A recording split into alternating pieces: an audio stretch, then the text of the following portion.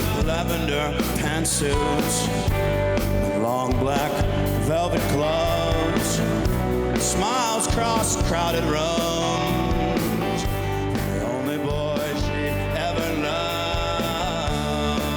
Don't you worry, her mother's gonna make her look good. Don't you worry. The song you're listening to there is Montreal. Yes, it is the Tragically Hip. A new video being released today, being released in just about 20 minutes, in fact. But we have a chance to show you it a few minutes early because of a conversation we're going to have just in a few minutes. A song written as a tribute to those lost in the École Polytechnique shooting 32 years ago today, December the 6th, 1989. 14 young women killed at their engineering school, 13 others injured. Those who lost their lives, their names, their portraits as part of the video, and we're going to talk about that and the reaction to it with a couple of very special guests on what is now December 6th, the National Day of Remembrance and Action on Violence Against Women. Mike Downie, Gord Downie's brother and the director of that video, with me from Toronto. Mike, good morning.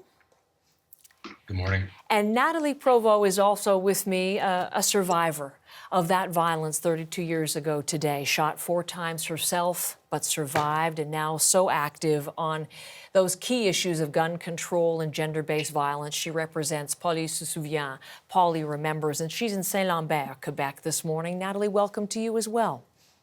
Bonjour. Bonjour.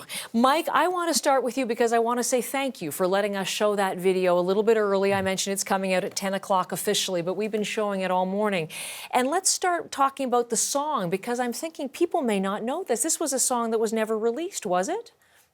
That's right. It was recorded when the band was making Road Apples, and they actually recorded so many songs. I think they were going to do a double album. It ended up being a single album. So there were several songs that didn't get released, but were released earlier this year on Saskadelphia, including Montreal.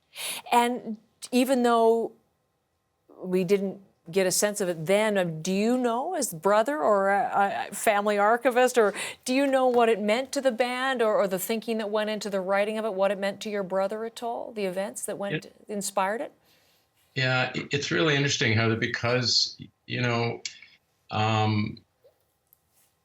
the time, Gord was in his 20s, hadn't been married yet, no children. And yet he had this sense of wanting to have something to, I guess, say about the tragedy. And it was from this parent's perspective. And I just, when I listen to the song, I just think what a really interesting choice, not to be too on the nose, but to think of just the loss, and when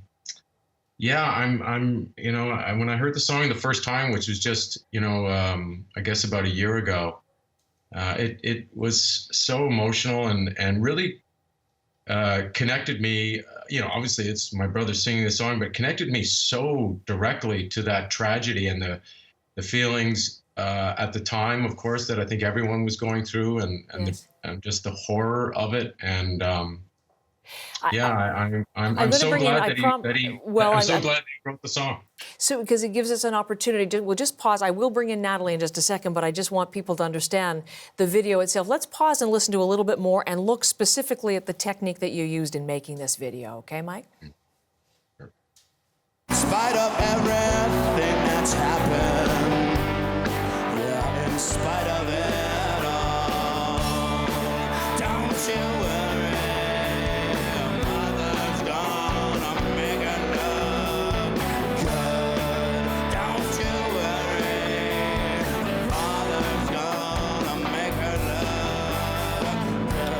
So you hear in the words that parental perspective that Mike was referencing, but there's the video, almost like sketches. Am I getting that right, Mike? I mean, what was the look you were going for and why? Well, Tim Thompson and I worked on this together. Tim created this look through some software using original video and then putting it through this process to create this very artistic look, and a friend, Stu Jones, did all the sketches because the photographs of the victims, I just thought they're very different. They come from grad pictures and family pictures, and I just thought it would be really nice if we just had an artistic sort of, use art to get this across. Yes. The sketches of the women, of all the victims, I just found it's so, it just connects, certainly for myself, it just feels like you connect. You see that face and you go, oh my God, like the life and the vitality and the enormity of the loss. Their lives never had another story other than, their tragic end. So, yeah. Well, just pause with me if you would, Mike. It's a piece of art. It is beautiful. It is art. And I want to bring in Natalie now because she's been patient and kind enough listening to that part of the conversation.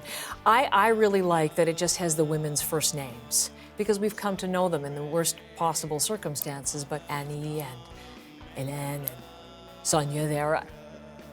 Natalie, you weren't involved in the making of this video, but how do you feel seeing it there, hearing the song and seeing these images in the way it's told?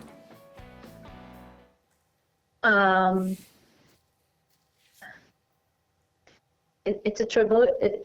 It's a tribute to life in itself. They were alive till the last second. They were fully alive. They were dreaming.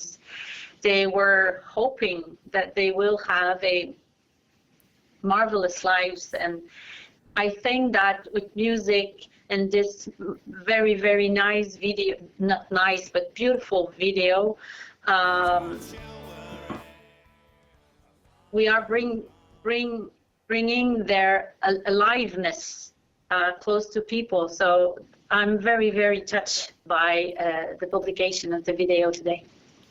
And I'm going to bet, Mike, that must make you feel pretty good to hear that from someone whose opinion very much counts in this. Yeah, very much. Natalie, let me ask you, your story 32 years ago, I mentioned how you yourself were shot 4 times.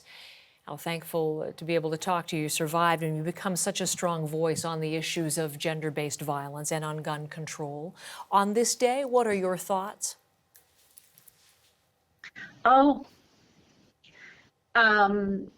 My first, this year, not just this day, but this year, I hope that the voice of the younger generation will help us progress. I hope we will be able to convince our governments to fully take all the responsibilities they have. I know it needs courage to take hard decisions, but they have to be made in order for us to live in a peaceful country. We already have one. I think we have to fight to keep it. And the publication of the song of the Tragically Hip and the voice of the younger generation, I think it may help us change things and progress together.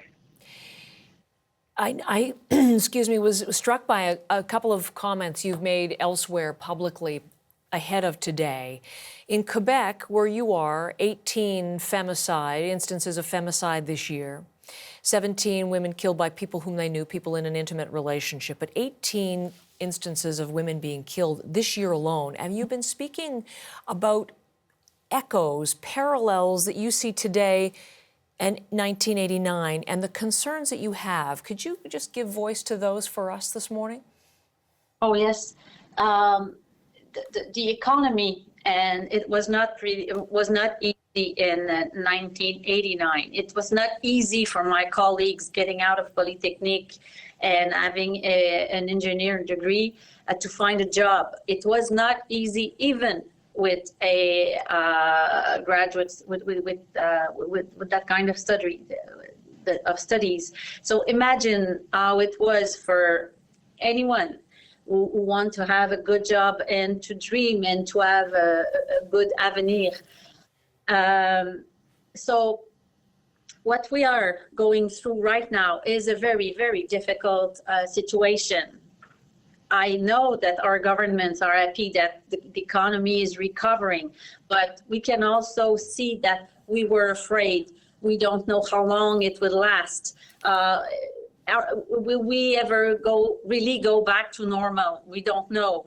And it has been tough on the economic situation of individuals. So the parallel I do between what happened in 1989 and what's happening right now is that we are having hard times, and in hard times, women suffer more than men. The first to react when there's inequities between social inequities, between gender inequities, and it is always the women and their child. So I think we have to work together to build a world where we all have chances to have a good life. And that is such an important reminder at this time in this year, as you said, with all of the changes and challenges the pandemic has wrought. And so, Mike, if I bring you back in to conclude, you have brought with so many of the projects, the Secret Garden, the issues of Indigenous concerns and residential schools to the Canadian attention. This may very well do the same in a certain way for gender-based violence. I don't know if that is part of the aim right now, but I know that, for example, you're donating the proceeds, any proceeds that are associated with this, to the organization Natalie represents, Poly Remembers. Can you tell me what you are hoping comes of this? Yeah, absolutely, Heather, and you're right. Gord and I had a chance to do Secret Path together, and that was very, very important to both of us. And this is almost a chance to work with my brother again, and that's really important. And obviously to work with the HIP, who've been pushing this forward, and who've got a package for sale on their site. All the proceeds, 100%, are going to Poly Remembers to help them really get the government to get assault rifles out of circulation. So. Yeah, I'm honored to be, on the screen with Natalie, I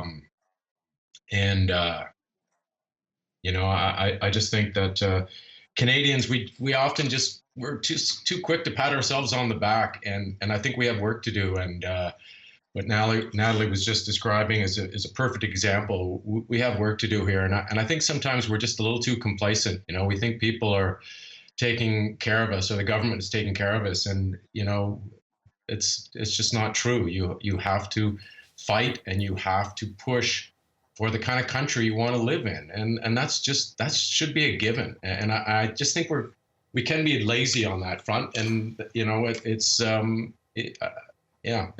crazy just hearing the statistics from last year alone. Just in Quebec. Well, Mike, you said you're honored to be on the screen with Natalie. I'm honored to speak with both of you, and I wish we had more time to just carry this on, but such an important conversation on this day. Mike Downie, thank you very much, and Nathalie Provost in Saint-Lambert, I thank you as well. We think of you and all of the women. Would you want to jump in and say something just before I let you go, I think? Natalie. Oh, yes. Yes, you do. From the heart, from the bottom of my heart, thank you very, very much to the Tragically Hip and all the team organized that. We're very, very recognizant of that. Thank you. Very grateful for that. Mike and Nathalie, thank you very much. There will be moments of silence. There will be lights lighting up the skies above Montreal tonight, and there will be many Canadians pausing to remember on this day. Thank you very much to both of you.